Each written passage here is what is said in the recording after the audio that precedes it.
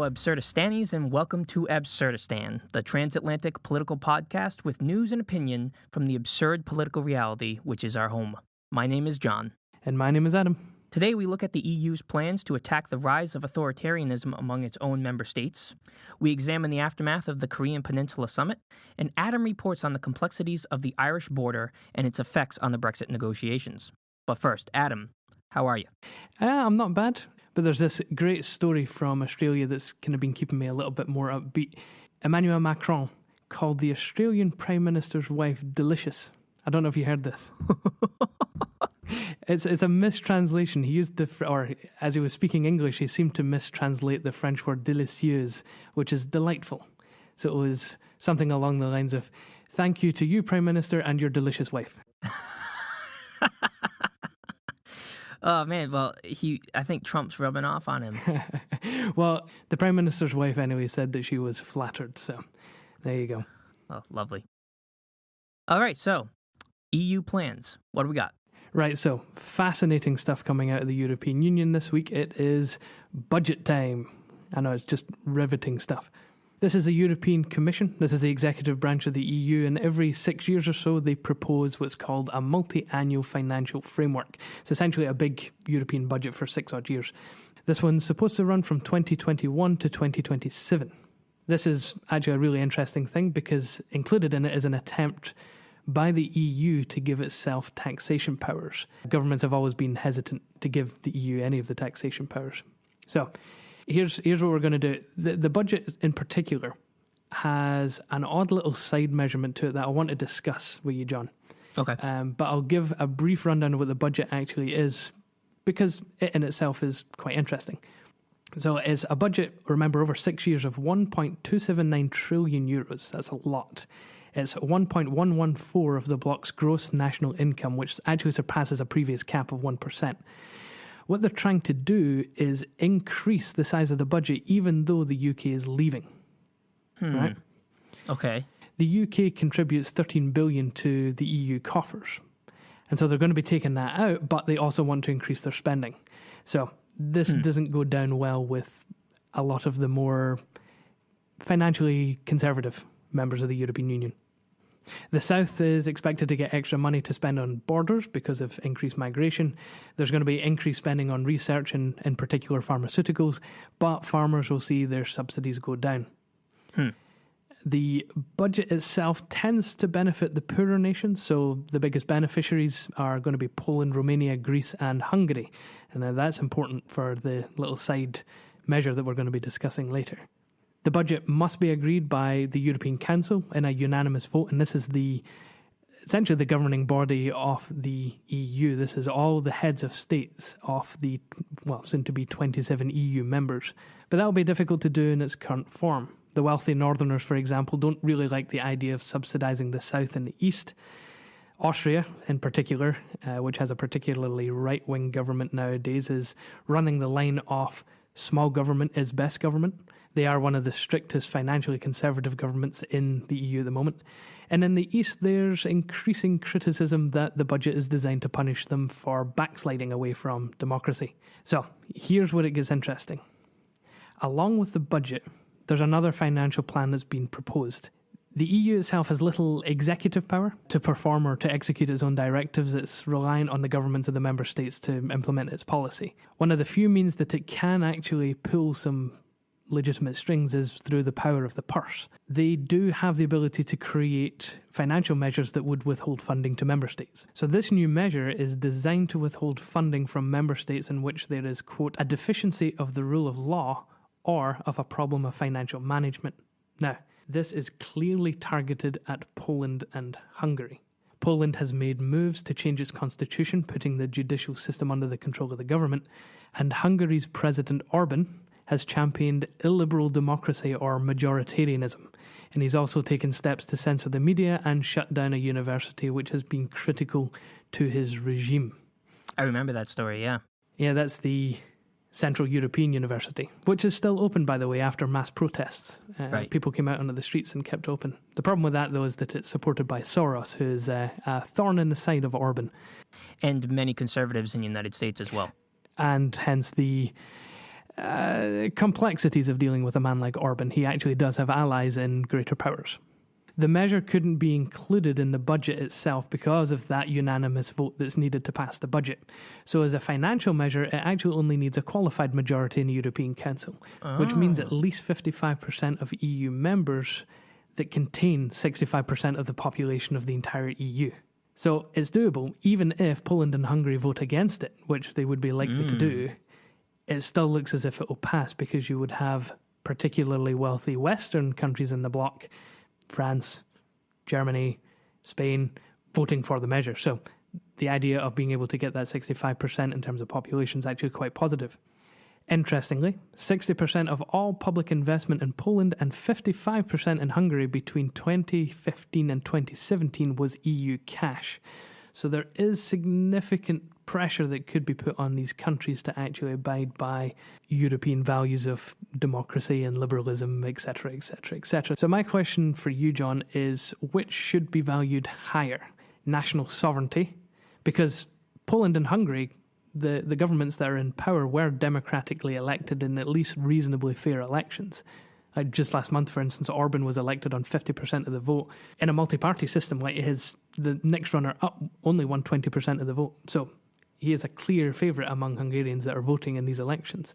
Nonetheless, which should be valued higher, national sovereignty or the idea of liberal democracy? Because Germany and France would be pushing for liberal democracy. The Western nations are holding to account these Eastern nations in the European Union. Should they be allowed to do it? Should they be allowed to use something like the European Union to withhold, to put the financial pressure on these countries to abide by a specific philosophy, a specific political philosophy?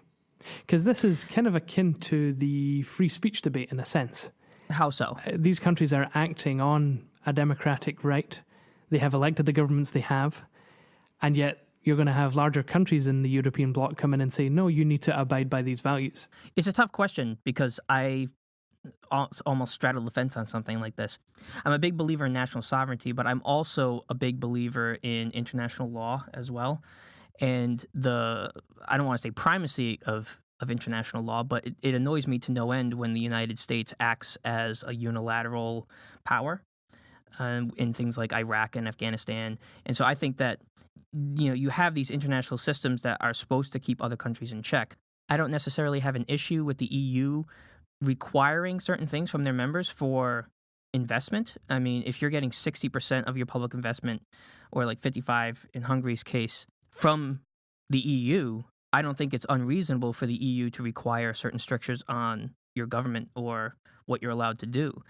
This is probably one of the same reasons why we're not going to see Turkey come into the EU fold. I know that there's been talk over the past decade or so that Turkey may eventually join the EU, but with what we've been talking about with Erdogan becoming more and more authoritarian, it seems less and less likely that he would be accepted into the EU fold. The EU definitely has a brand. The EU definitely has its founding principles. And if you want to be a member and benefit from that, then you probably should have to abide by the overall rules of that system. It's similar to something in the United States where many times federal funding is withheld from states that don't meet federal standards. So you see that in education, you see that in highway funding in particular. So when the federal drinking age in the United States was raised to 21, there was actually a rule put in place where if states could keep the current age that they had if they wanted to and not raise it to 21, but they would forfeit federal highway funding. And so you saw some states hold out, but eventually their infrastructure just needed that investment. So they raised the age to 21 to continue that investment from the federal government. I'm glad you brought up the American case because many people would point to these types of things and say that the US federal government is overstepping its constitutional bounds by using the power of the purse to effectively force the states into a federal policy when it really should be state rights. So, for instance, education. You withhold federal funding for education from a state because they don't meet your particular federal standard. What you're doing is you're imposing, perhaps not in a direct way, but you are imposing indirectly federal power in an institution that should be left to the power of the states. So you could make the same argument here is that, what is the function of the EU? Should it have the capacity to dictate political philosophy in these member states. So it's this type of thing, actually, that, you imagine it's switched, and actually the majority of the EU countries are, authoritarian Eastern countries. You could easily see why then the UK would want to get out of the EU. It's because the EU shouldn't be dictating to its member states particular political outcomes. I'm not so sure about that, because if we look at the example of the United States, we wouldn't have had the strides in civil rights that we had if it weren't for the federal government imposing its will on the member states. There was a huge amount of backlash against the federal government for the Civil Rights Act of 1964, and then some Supreme Court cases that went through that, ended segregation. So, you had states that literally were not going to implement these laws, and you had the President of the United States saying, well, if need be, I will send in the National Guard to enforce these rules. So when it comes to certain things, there are some things I think that are probably negotiable, that individual states can decide on. So income tax, for instance, internal budgets, even gun laws, things like that, those can be governed by the states, because I wouldn't say that those have a fundamental effect on human rights, right? They don't have a fundamental effect on the ideals on which the United States is founded, the ideals of the American Constitution. But when you're talking about not allowing people to vote because of their race, not allowing people to intermarry, allowing businesses to deny services to people because of their certain race. At that point, I don't have a problem with the federal government coming in and saying, well, all this funding that you have for your education system and XYZ, I don't have a problem with them coming in and saying, we're not giving that to you anymore because these things that you're doing are unconstitutional. And I know it's a little bit different because the EU is not founded necessarily on a constitution. And specifically, it's not a federation. Yes, but if you're going to benefit from the EU, if you really look at it, it's a democratic system, right? The majority of the states that are involved in the EU have these expectations of members of the EU. And if you don't want to be in the union, if you don't want the financial benefit, or if keeping the rules that you have in your country is worth more to you than the financial benefit, then you can leave, just like the UK did. But specifically because it's not a federation, could you imagine, well, in fact, you can easily imagine, and we already disagree with this, the idea of the states coming into another country to dictate political terms. That's effectively what's happening. You've got a Western pact within the EU going to the East and saying, no, you need to do things in this Western way or it's no go for you. Now, I agree with you, actually. I think what should happen is if Poland and Hungary can't live up to the expectations of the EU in terms of their values, they should leave. They should actually be kicked out. But I don't like this middle route in which, the West is effectively dictating to the East what has to be done. Largely because you are creating that divide. You've got a set of, relatively poor countries in the East whose largely their own democratic choices are being undermined. They are being dictated to by the Franco-German side of the European Union. I think either they have to come into line of their own volition or they have to leave. This kind of middle way of dictating what has to happen to get money, I don't quite like. It's almost like trying to save the union via the weakest option of just kind of sappy, soft financial mechanics.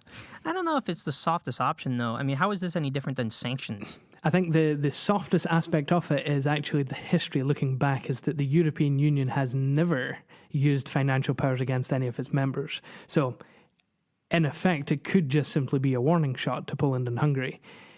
But it's not sanctions per se, because you can't, and the European Union can't legally do this. They can't stop trade, for instance. They can't impose duties. They can't impose tariffs. Typical or stereotypical sanctions don't apply or can't be applied within the European Union.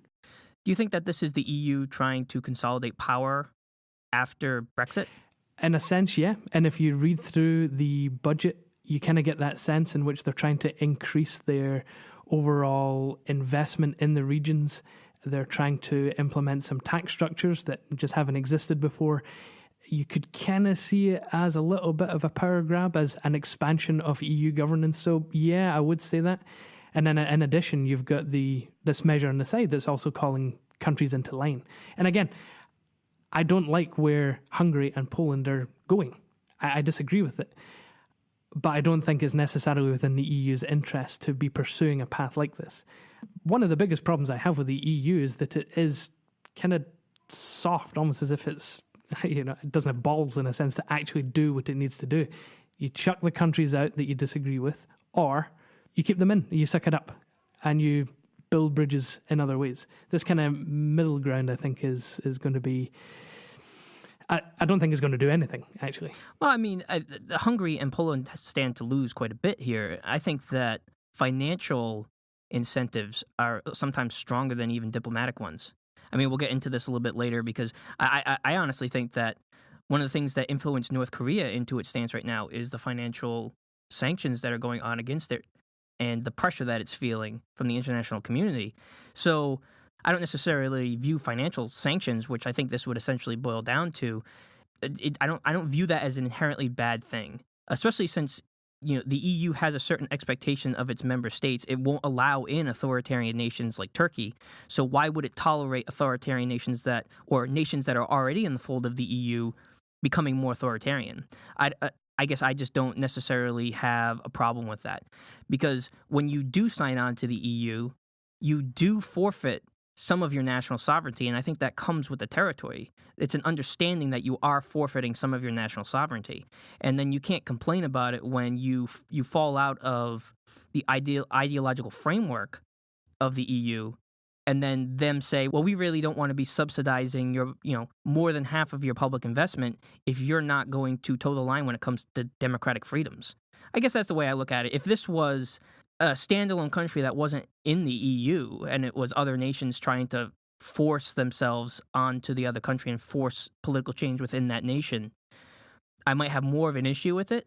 But these countries willingly signed on to the EU. It's not as though they're forced to be there. Part of the nuance that this story is missing, though, is the lives of the everyday people, the Hungarians, the Polish that are still actually living in Poland, because what these sanctions will do is impact farm subsidies and infrastructure projects. It would affect many run-of-the-mill, average everyday European citizens. A significant number wouldn't have voted for the currently governing parties, and so what the European Union also has to do is to make sure that it doesn't alienate those people. That's the risk that the European Union is running, that by levying these sanctions against these countries, that you're actually going to turn moderate, relatively pro-Europeans against the European Union, just isolating the country further. I don't see how it produces a way for Hungary or Poland to return to the fold. It doesn't seem as if there's an easy way to do that other than to sulk back, asking for alms and forgiveness. So we know another really important event happened this week, an almost surreal event happening in the Koreas. John, I know that you want to catch us up on that. Well, I think people are probably caught up on this. It's been covered pretty extensively. I don't want to beat a dead horse here, but I do want to just go over the event and then talk about the ramifications that we could see and the long-term political play by the South Korean president Moon Jae-In that I think is developing here. And also I want to take a look at maybe some of the motivations behind Kim and the United States in these talks, because I think that there's a lot more to it than meets the eye. All right, what do you have for us? So, as everyone knows, the meeting happened on Friday, April 27th. It was historic. Kim Jong-Un became the first leader of North Korea to actually step foot in South Korea. There's a video of him walking or waddling up to the line in the demilitarized zone and stepping over after a brief handshake with the South Korean President Moon Jae-In. And then, actually, Kim invites Moon over onto the northern side, and they both go on for a photo op there. I thought it was quite surreal seeing the two together, because you normally see Kim in a much more imposing way. Most of the time that you see him, he has his aura of the dictator. He's wearing his dictator hat. And on that day, he was wearing his diplomat hat. And it was a role I don't think that we've ever seen him play before. It's very interesting. It was weird to see him in that position because he looked normal. Like, he looked presidential. He sauntered in, he looked happy, he looked charismatic, he looked confident. He was, like you said, he was the one that suggested that they step over the line again into North Korea. It was, I don't know if that itself was a power play. You're right, it was an odd, strange thing to see in which everything looked normal in such an abnormal situation. I know, as I was watching it, I almost had to pinch myself to remind myself that he's a brutal dictator.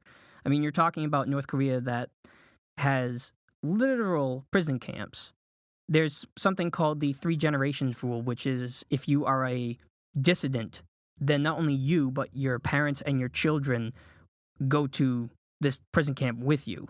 People who defect and try to leave are tortured and murdered. He murders and tortures family members for falling asleep at cabinet meetings. To see him with a smile on his face talking to another world leader as if, nothing was happening. It was weird. I had to remind myself of who he really is. But strikingly, even though he has this image, and especially considering the image that he portrays at home as kind of this divine dictator, he was quite candid actually about the failings of his country and his regime. So he pointed to the infrastructure. He said that he would be embarrassed to invite the South Korean president to the north of the country because the infrastructure was terrible. Like, that's an unusual thing for a North Korean dictator to say, because generally they don't admit anything other than perfection. So it's completely new face of Kim. I was shocked at that, actually, because the nature of the propaganda machine in North Korea is really quite remarkable. They literally treat the Kims like they are infallible human beings, or not, like almost on a level higher than human beings. And for him to admit that there are flaws, I wonder how much of that was portrayed to the North Korean people, or if it was heavily edited so that that wasn't said or they didn't hear that. Because it seems to directly contradict the kind of image that he tries to portray to his own people. And you do also wonder how much of the image was created specifically for this event as well, or perhaps even for the long term. Agreed. I do think that if they can stick to the terms of the deal and actually follow through on their talks, this is absolutely historic. They talked about denuclearizing the entire peninsula. They talked about ending the Korean War. In fact, they declared the Korean War over. And there was talk even of South Korea investing in infrastructure in North Korea. It's the framework or foundation of a completely new relationship between the two countries. Kim obviously has his demands. He has stated that he would be willing to give up his nuclear weapons. What he precisely means by that, I don't know. Does he mean give up all of his weapons? Does he mean giving up future nuclear weapons? Does he mean giving up testing? We know that he has said that he's giving up testing and that he will be closing testing sites. He even said he was willing to allow investigators to come into North Korea to watch the dismantling of the nuclear test sites. But how far does that go? Is he actually going to give up all his weapons? Is he going to allow the United States military to come in and confiscate his nuclear weapons? I don't know. But what he did say is his condition for whatever he means by denuclearization is that the United States promises not to invade. To which I say, what in the world did Mike Pompeo say to him in his meeting a few weeks ago? Because after that, really what you're seeing is a complete softening of Kim's position here, and almost an entire 180 from what we saw before. Sorry, so you think that Pompeo went in with a list of threats that essentially forced Kim to 180?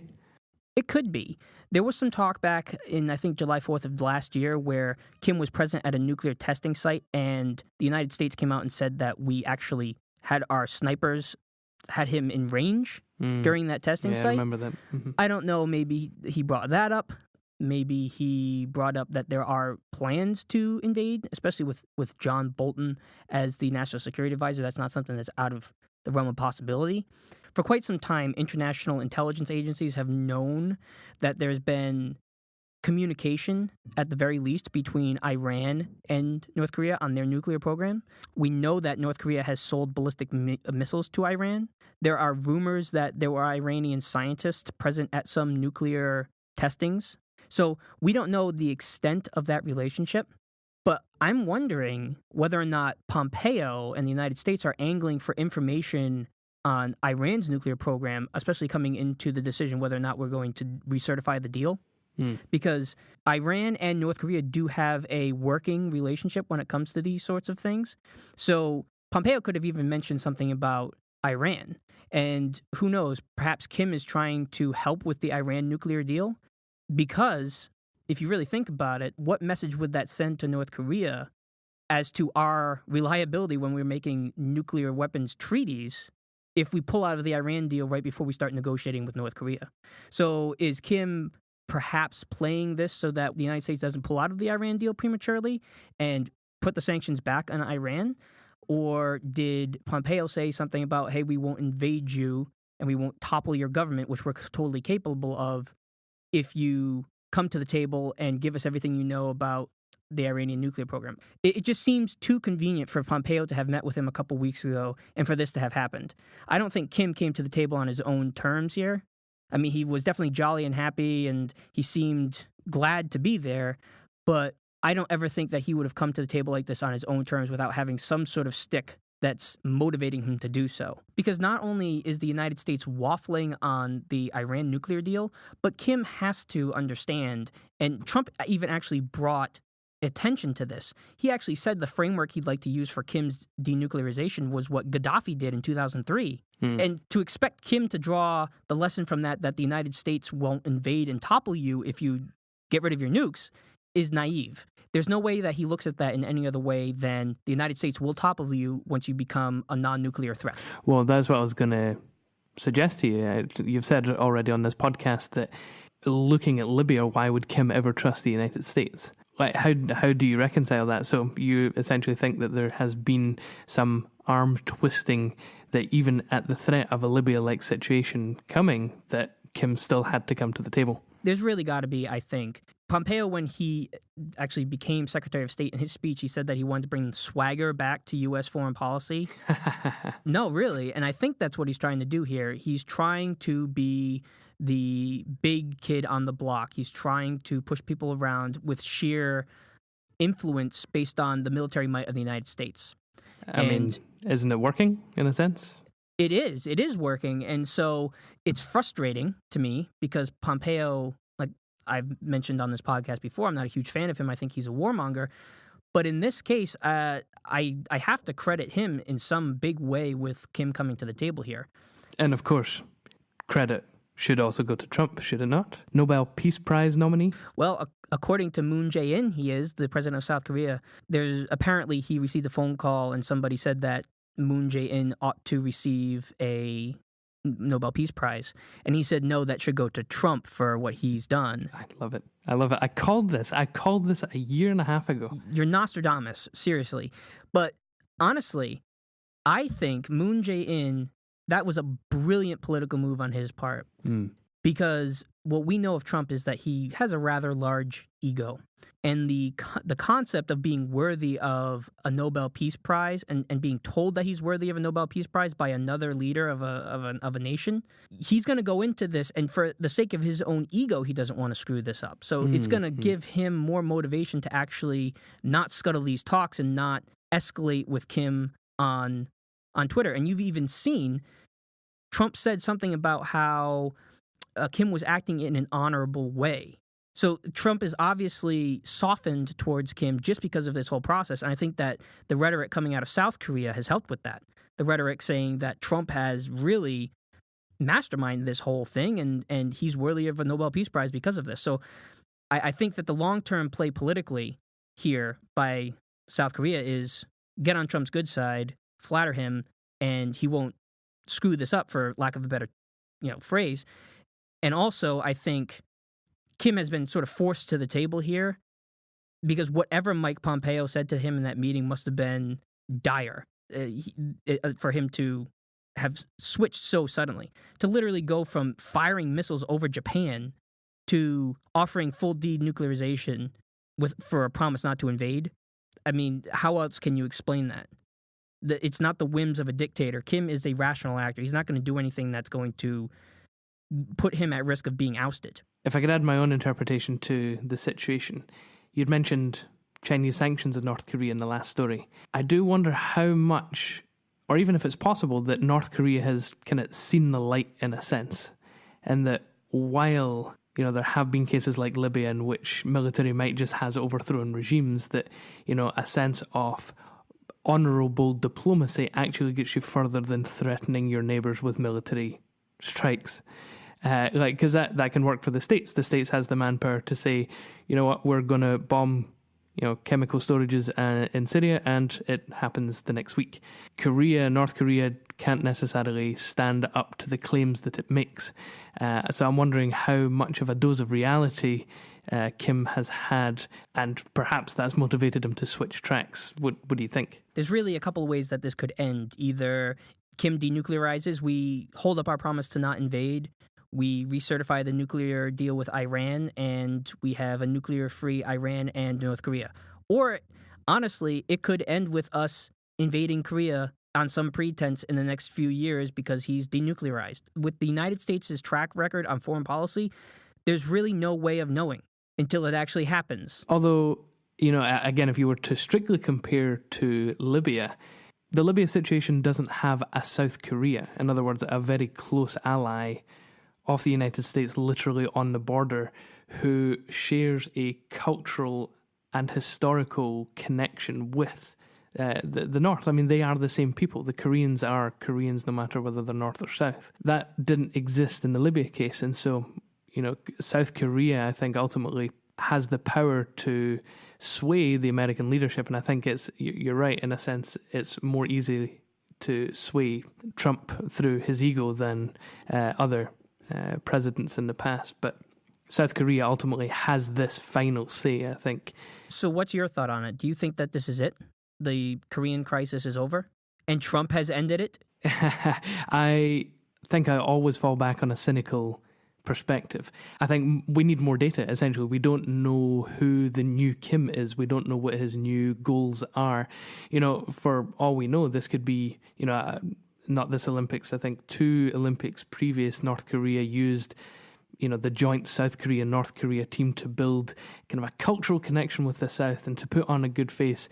And it ended up being, just a mask for what ended up becoming, more nuclear testing, more ballistics missile testing that occurred afterwards. And then, of course, you had the rocket tests late last year over Japan and in the Koreas.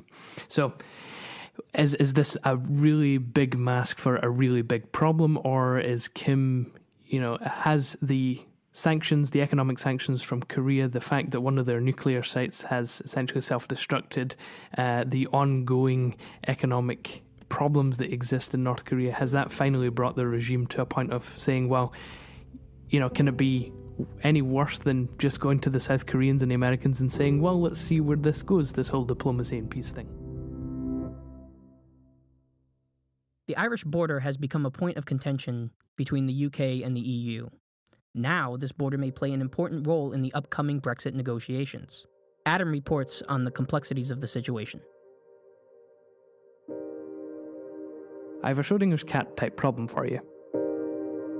Schrodinger's cat is a thought experiment highlighting the Copenhagen interpretation of quantum mechanics, which essentially states that an object in a physical system exists simultaneously in all of its possible states. But when the system is observed, the physical object is forced into one of those possible states. Enter an unwitting cat, placed in a box with a bottle of poison, a hammer, a Geiger counter and some radioactive material. Over the course of an hour, the radioactive material has a 50% chance of releasing a single atom as it decays.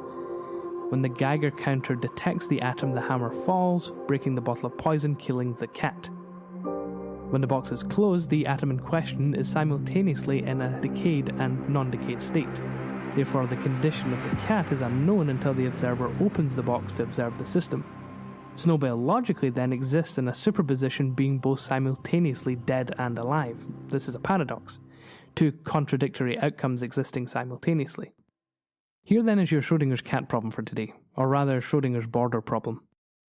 The Irish-British border which separates Northern Ireland and the Republic of Ireland is Schrodinger's border. It paradoxically exists in 2 states at once. Thanks to the Belfast Agreement, which ended hostilities known as the Troubles between Protestant loyalists and Catholic Republicans in the north, the border that separates the UK and Ireland both simultaneously exists and doesn't exist. On one hand, it does separate very real legal jurisdiction. So on one side of the border, you're subject to British common law, while on the other side of the border, you're subject to the Irish Constitution. But on the other hand, everyone born in the north has the right to Irish citizenship as if they were born in the Republic. There's free trade, there's no passport checks. In fact, other than a change in currency and road markers, and those of Irish Gaelic on road signs, it's difficult to tell when the international boundary has actually been crossed. The open border was designed to make it feel like Northern Ireland itself was two countries at once. Those who wanted to be Irish could be Irish and live in, well, Ireland, quote unquote. While those who wanted to be British could be British living in Britain. But as with many things nowadays, feelings and perceptions trump reality. The trick is not to look too hard at it. If we don't pay attention to the border, it can exist in a state of superposition as both being there and not there. No problems. Right. Who looked? On June 23rd, 2016, 52% of voters in the United Kingdom voted to withdraw the country from the European Union. 9 months later, the UK government invoked Article 50 of the Lisbon Treaty, kicking off a 2-year countdown to Brexit. The UK will leave the European Union at 11 p.m, randomly, British time on the 29th of March 2019. Since the triggering of Article 50, the UK and the EU have been negotiating the terms under which the UK leaves the EU. Most of this has now been agreed to. Well, no, restatement for clarity. The UK has agreed to the EU's terms on most of these issues. One issue that hasn't yet been agreed to is the function of the Irish-British border. Effectively, it will become a border of the European Union. Now, there are two basic outcomes, two possible states, if you will. The first is a hard border, in which customs checks, tariffs, fees, and possibly passport checks all return to the currently open border. History does not shine a positive light on Irish border zones, which were once marked by barbed wire, soldiers, terrorism, intimidating checks, smuggling. These were all part of the Troubles. The desire to return to a hard border does not sit easily in the minds of the Irish. The second option, then, is far more difficult to accomplish. It's a continuation of the soft border. The UK and the EU are agreed on their desire to maintain a soft border, but they've been in an impasse for months as to the solution. Talks have been ongoing, with each side poo-pooing the other's suggestions. Initially, an early agreement was reached when it was announced that Northern Ireland, for the time being, could remain inside the customs union. That's the free trade part of the EU. This would conceivably have placed a customs border between Northern Ireland and the rest of the UK. The idea was quickly scuppered when the DUP, that's the Northern Irish Unionist Party, and a supporter of the UK government protested the agreement, halting talks. Likewise, though, the UK had proposed its own remedy, which was instantly rejected by the EU. Known as the highly streamlined customs arrangement, it involved using technological solutions to lower customs barriers in line with what's occurring along the lengthy Swedish-Norwegian border. Norway, not part of the EU, runs an advanced system of pre-travel clearances on goods and performs routine random checks on goods entering the country by road. The problem for the UK is that while it's pointed to a successful system working on another border in another part of Europe, it's provided few details other than, they do it, we'll do it too. It was rejected as a mere list of best practices which should be applicable to any customs arrangement anywhere. The EU has thrown its full weight behind the Irish case for the retention of the soft border, and in doing so has reminded the UK that the Irish border problem is not only about tariffs and collecting duty, it's about the people and the cultures in the area as well. The final proposal on the table is, ironically, a customs partnership. The proposed system would allow the UK to run its own system of tariffs while collecting duties on behalf of the EU for goods entering the UK bound for the EU. This has not yet been rejected by the EU, but there does seem to be some pushback. On the positive side, a change in border arrangements would be virtually unnoticeable to those who actually live in border towns and possibly even for those who commute across the border. On the downside, the UK is again scant on the details. What role would Irish customs play? What new burdens would they have? How does the UK apply EU customs laws when they're not even in the EU? How do you track goods headed for the EU versus those that will stay in the UK? The UK government's inability to say is all part and parcel of a larger problem. The British government is and always has been in a weak position. The EU economy can afford to lose the entire British economy and still be larger than China, whereas the UK will be pulling itself out of the most lucrative free trade agreement in the world while trying to minimise the inevitable economic damage, and that statement is according to the government's own research, it's not my own.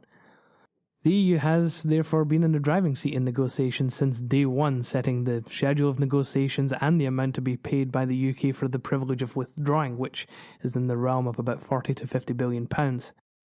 Added to this is the UK government's weakness in Parliament. In June of last year, Theresa May lost her majority on a bungled gamble and is now supported by the DUP, the Northern Irish Loyalists and pro-Brexit party. Any move either to separate Northern Ireland from the UK by any measure or to move towards a softer Brexit could lead the DUP withdrawing their support and collapsing the government. Simultaneously, the Conservative Party itself is split between hard Brexit and soft Brexit. May's government balances on the head of a pin to stop one side or the other rebelling against her and collapsing her government. So fragile is its position that even as I'm sitting here recording this on Wednesday night, the British Cabinet, looks as if it's more or less rejected the customs partnership that we just talked about, and the government is doubling down on a highly streamlined customs arrangement which the EU has already rejected. The government, of course, says all options remain on the table. Heaven help us. Across the Irish Sea, the Irish Taoiseach, or Prime Minister, Leo Varadkar, has demanded a resolution to the Irish border question by the next meeting of the European Council. That's the heads of government of all 28 member states of the EU. The UK, meanwhile, maintains that October is a more realistic date. The October meeting of the European Council is significant as it's the deadline for the completed withdrawal agreement. The intervening 5 months in the lead-up to the March withdrawal deadline is necessary to allow the parliaments of all the EU member states as well as the European Parliament itself to approve of the withdrawal agreement. Leaving the border question open to that last minute is a risky strategy. There are two saving graces for this situation. One, these are only the starting points for negotiation, and ultimately the government could swing all the way back to keeping Northern Ireland in the customs union for the sake of a good withdrawal deal. And two, the unelected House of Lords, that bastion of equality, democracy and youthful vigour, has successfully amended the withdrawal bill to include a government commitment to protecting all aspects of the Belfast Agreement, in essence putting into the agreement itself the protection of the status quo of the Irish-British border. The House of Commons can of course overturn the amendment, but that may be difficult given the limited government support in the House and the political optics of the government voting against its own policy.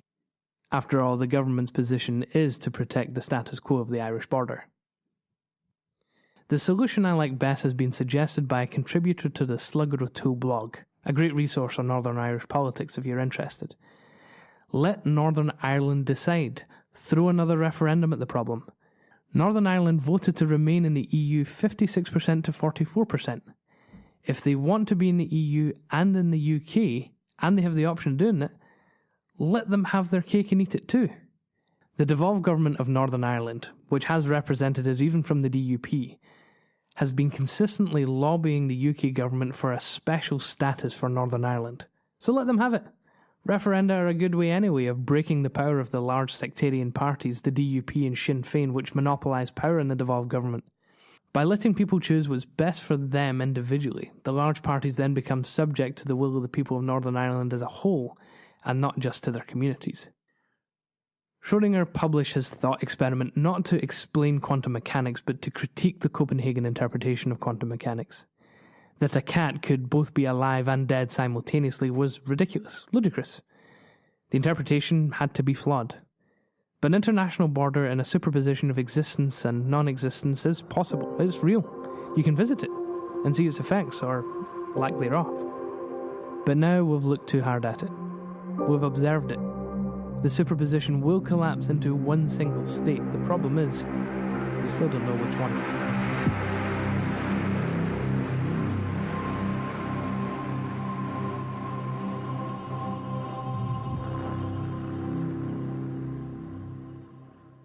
Finally today, we take a look at some developing stories that you should pay attention to this week. As I alluded to in my report on the Irish border, the UK government still has to figure out what it's doing with the future customs arrangement with the EU and what it'll look like. The cabinet meeting held on Wednesday yielded a split in the government. Theresa May has generally been adept at reaching compromise agreements between hard Brexiteers and soft Brexiteers in her cabinet and in her party. But the customs conundrum is more of a binary situation. You're either in a customs union or you're out.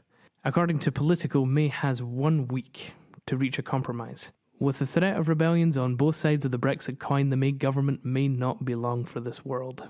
Coming back to the US, For anybody who's interested in the Russia investigation, Trump hired Emmett Flood, who was the Clinton impeachment attorney. This could mean that he expects more heat from the Mueller investigation. Mueller has recently come out and said that there could potentially be a subpoena for President Trump if he refuses to cooperate with the investigation and submit himself for an interview. Trump is surrounding himself with high-power attorneys in the situation, which seems to indicate that he's ready for a long-term legal battle. This story really has been developing since the 2016 election, but it really feels like things are coming to a head, and that's something to watch out for. Moving back to the European side of the Atlantic and maybe a little bit further out towards the end of the Mediterranean, on Monday this week, Israeli Prime Minister Benjamin Netanyahu claimed that his government had come into possession of intelligence that proved Iran had been backsliding in its nuclear commitments as part of the Iranian nuclear deal. In an odd presentation, and I mean really odd, it's kind of a strange mix between a university lecture and an amateur stage production, Netanyahu said that the Israeli government had 55,000 pages of evidence and a further 55,000 files on 183 CDs that showed that Iran had the explicit goal of producing 5 warheads with a capacity of 10 kilotons of TNT. Now, President Trump, who as part of his campaign platform promised to undo the Iran nuclear deal, he has an opportunity to do that very thing this week, on May 12th, when he will be asked to authorize the deal for a further 3 months. That is something to look out for. And finally, from the U.S. this week, Trump's nominee for CIA Director Gina Haspel will be heading to Capitol Hill next week to start her hearings in front of the Senate Intelligence Committee. Now, this is another controversial pick. I know I sound like a broken record, but it's really true this time. Haspel was a director of a CIA black site in Thailand where she was actually involved in the torture of an inmate. She was also involved in the destruction of videotapes depicting torture during the congressional investigation on the CIA torture program. Her margin for error looks even tighter than Mike Pompeo's last week. No Democrats on the committee have said that they will support her, although Rand Paul said that he is opposed to her nomination and plans to vote against her. Does that sound familiar? If Rand Paul does indeed oppose her and votes that way, it's unlikely that she'll get through the committee to the Senate floor. However, with Rand Paul flipping his vote on Mike Pompeo, we really don't know what to expect. If things hold that way, they'll need to flip a Democrat on the committee, but no one yet has said that they would be willing to vote for her.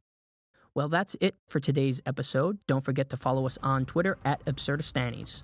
We are also on YouTube as Absurdistan with an exclamation point. Be sure to check out our website, absurdistanis.com. That's absurdistanis.com. We post all our episodes to this website and also host forums for discussion so that you as the audience can engage with our content. Thank you for listening, and as always, stay weird.